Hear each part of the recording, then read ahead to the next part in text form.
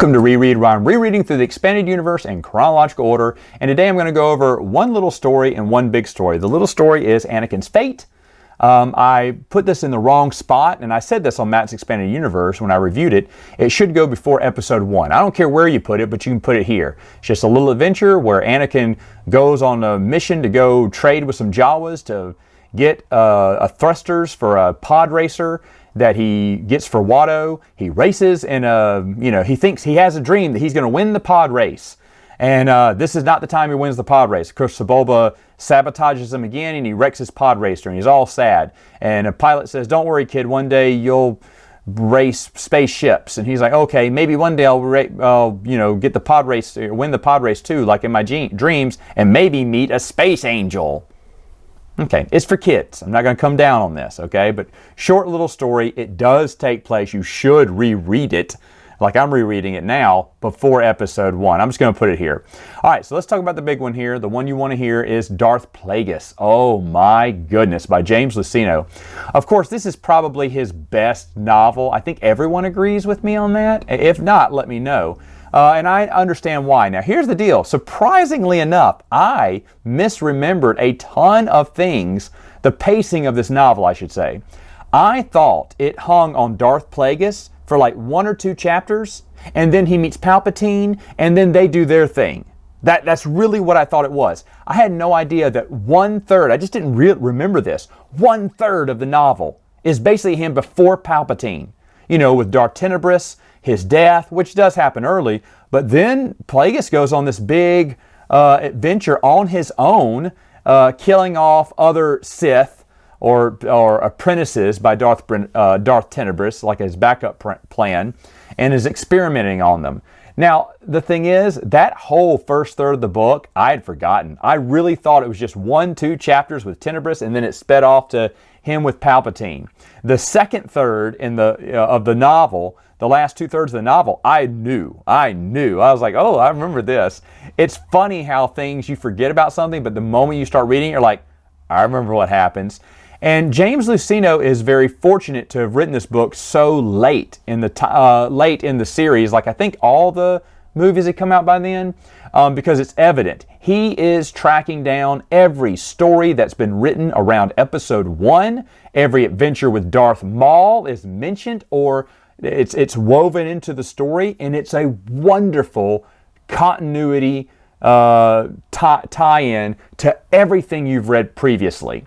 Now again, James Luceno had the privilege of writing this way past time, so he could study everything. But I mean, there is tons of stuff. It's not just his book, Cloak of Deception, but everything is mentioned. And I was really impressed by all the continuity, because that takes a long time to get that timeline down and to get everything correct. Meaning, okay, I got to put this adventure here. Darth Maul has an adventure here. So what was Sidious doing here? What was Plagueis doing here? And he just starts tying things together, and it's a really good read. Now, before all that, though, seeing Sidious rise from Naboo. I didn't know they spent so much time with him as a young man. I thought it was just like, again, I thought it was 1 chapter, but it was like 2 or 3 chapters. That with his training and everything, and him killing his parents, him growing up on Naboo. And I was like, oh yeah, they spent more time here than I remembered. Because I was just so impressed with the last third of the novel, where they start tying in all the stories, that I'd totally forgotten. There's tons of good stuff in this all the way through. Plagueis and Sidious have this, peer mentality for the Sith. It's like, you know what? No longer will I have the power and you crave it. Let's work together for the greater good. And Plagueis is so happy with this, because he's trained Sidious, and Sidious is doing his thing with being in the Senate and trying to rise to counselor, where he's going to be co-supreme counselor with him and help. They're going to run the galaxy together, fist bump. And meanwhile, while Palpatine's doing all the political maneuvering with some help by Plagueis, Plagueis is trying to redesign midichlorians. He's trying to control midichlorians, build things, create life. He's gotten to where he can slow down his own aging, and he feels that he's at a point where he won't age anymore. So he's really controlled the midichlorians. This is stuff he's kept away from Sidious. He does tell Sidious later on there's a Mandalorian attempt on his life that almost kills him, almost slices off some of his chin and some of his face. And some of his throat too, so he has to have a breathing apparatus for the longest, but he's slowly healing and looking better over time because he can control midichlorians. And dude, I just remember this so well as it goes through episode 1, but that is only in the last 50 pages. And here's the thing, I thought episode 1 was the last third of the novel. It's only the last 50 pages, or not even that, probably 20 or 30 pages is episode 1, because they kind of skip through it and tell you what was going on. But right as he's about to be selected, or maybe he was elected as counselor, he's going to give a speech the next morning. And so he invites Plagueis to sit on his couch as he recites his speech. And they're drinking wine, and they're drinking a little too much wine. But and Plagueis is getting tired. He wants to go to bed. He's telling Sidious he needs to go to bed. And then he kind of topples over. Plagueis does. He's kind of drugged a little bit. And that's when Sidious reveals who he really has been this whole time. He is no friend of Plagueis. He hates Plagueis. He's always hated Plagueis. He's always wanted to destroy him. What Plagueis thought he was setting up this whole time? No. Sidious was in control the whole time. And I love that because when you find out that, if you think about reading this in publication order, you've thought Sidious is the main man. You know, Plagueis died a long time ago, and Darth Maul is his apprentice, and you thought that was what was happening. But then you see Plagueis come in, and he's basically bossing Sidious around, and you're thinking, oh, so the big bad guy wasn't the big bad guy this whole time? No. Sidious was playing him the whole time, being subservient to him, and waiting for his time to strike. But Sidious was not scared or at all of Plagueis. He hated Plagueis from the very beginning. He tells Plagueis this. It is really well done at the end when he reveals his true face. There's something else I like very early on.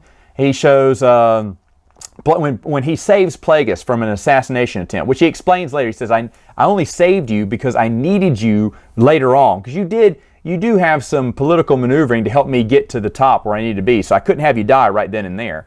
And he tells him why he saved his life. But when he saved his life, you know, he relishes the dark side. He loves killing, and he snarls a lot, you know, when he goes, because he's evil at heart. And of course, this is kind of better explaining episode 3 when he snarls and he's all acting all crazy, fighting Mace Windu and everything. And you're like, what is going on with this dude? Is he having a heart attack? No. James Luceno says, no, that's how Sidious is. You know, he snarls like an animal. He's really an animal. He's really a beast when he wants to be, when he's fighting and killing, which, you know, he just gets all ugly. And I like that. I like that explanation. But he does a whole lot of tie-ins to books, to comic books. I mean, everything you've wanted and more. And basically just lays it all out in a nice timeline for you to follow. There's even some young baby Maul story in there, something little, and it talks about his brother. You know, doesn't say who his brother is, but either the Clone Wars season had already come out by then, or James Luceno already knew that Darth Maul had a brother, so he even wrote that in as well, which wasn't mentioned anything else. Not that it had to be mentioned, but James Luceno knew about it, so he decided to mention it. Very good stuff here. Very good stuff. Obviously, I know why people put this as their number 1 favorite novel. I do want to change something in my reread, though. I have been convinced finally by a lot of you, and by rereading it as well, that you should read this after episode 1. Even though it leads up to and including the events of episode 1, you should read it after, because it is basically a prequel to Darth Plagueis and everything. Now, the Tenebrous Way, you can read that in chronological order too if you want to, or you can read it right before you read Darth Plagueis.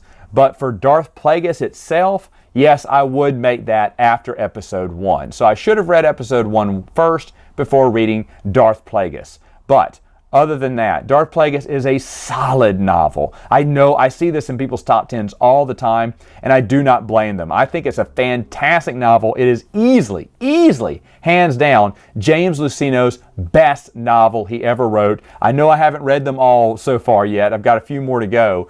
But just knowing what else is out there, I don't think anything could compare to this. But if so, let me know in the comments below, and I'll see you next time.